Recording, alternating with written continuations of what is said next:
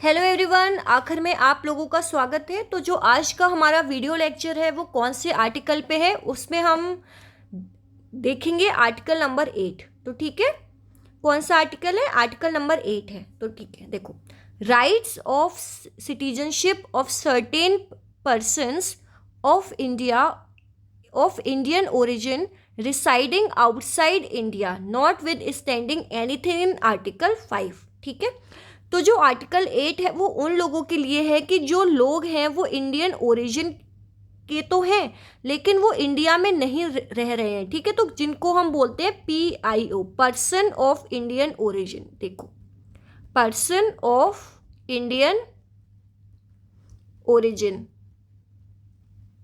ठीक है, क्या लिखा है कि any person who or either of whose parents or any of whose grandparents was born in India as defined in the Government of India Act 1935। ठीक है, तो जो PIO हैं, पर्सन ऑफ इंडियन ओरिजिन है, क्या उनको हम जो हमारी सिटीजनशिप है क्या उनको मिल सकती है?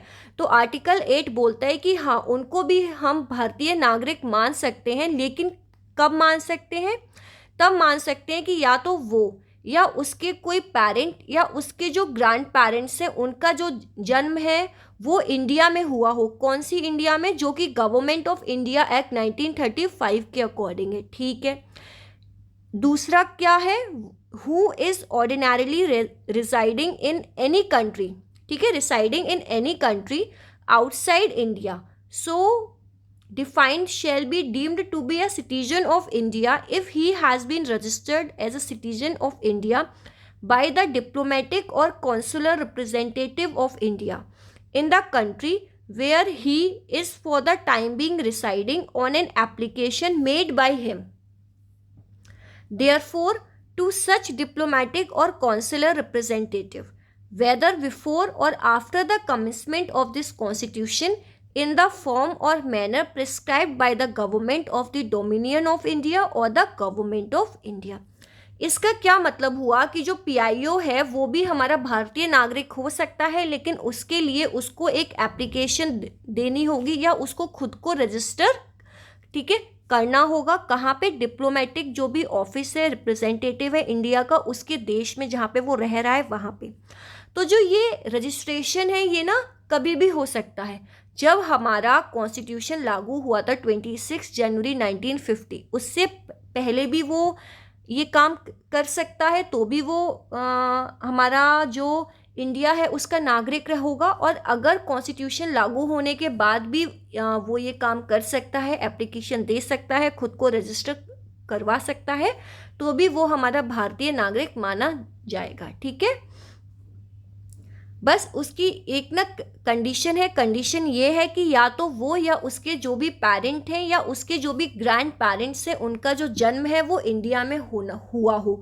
और कौन सी इंडिया की बात हो रही है? जो पॉलिटिकल मैप है वो कौन सी इंडिया का है? वो गवर्नमेंट ऑफ इंडिया एक्ट 1935 की यहाँ पे बात हो रही है। ठीक है, तो जो आर्टिकल 8 है वो PIO से रिलेटेड है। अब देखो, जो हमारा आर्टिकल 5 था वो किससे रिलेटेड था? वो हमारे जो भी लोग थे जो इंडिया में उस टाइम पे रह रहे थे उन लोगों से रिलेटेड था। ठीक है, डोमिसाइल जो थे इंडिया में। ठीक है, आर्टिकल जो 6 था वो किन लोगों से रिलेटेड था? वो उन, ठीक है, पर्सन से रिलेटेड था जो कि पाकिस्तान से इंडिया माइग्रेट हुए थे। ठीक है, कहाँ से? पाकिस्तान टू इंडिया आए थे। ठीक है, आर्टिकल जो 7 है वो किससे रिलेटेड था? वो उन लोगों से रिलेटेड था जो कि इंडिया से पाकिस्तान मूव हुए थे और फिर से पाकिस्तान से इंडिया आ गए थे हमारे।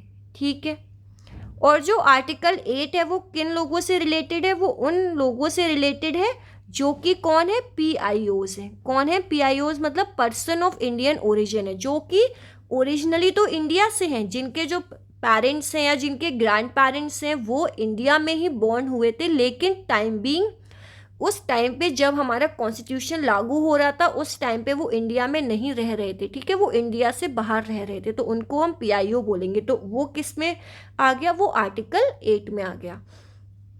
तो हमारे जो भी आर्टिकल था, आर्टिकल 5, 6, 7, 8, ये आप लोगों को बहुत अच्छे से समझ में आ गया होगा। इसके बाद जो आर्टिकल है वो 3 आर्टिकल हमारे पास रह जाते हैं, आर्टिकल 9, आर्टिकल 10 और आर्टिकल 11, जो सिटीजनशिप से रिलेटेड है कि कौन कौन से ऐसे व्यक्ति हैं जिनको भारतीय नागरिक माना जाएगा या जिनको भारतीय नागरिकता मिलनी है। वो हमारे आर्टिकल 6 से लेके आर्टिकल 8 तक में कंप्लीट हो जाता है। ठीक है, अगर इसमें आप लोगों को कोई भी डाउट हो तो आप लोग मुझसे पूछ सकते हैं। इस लेक्चर में बस इतना ही। Thank you so much.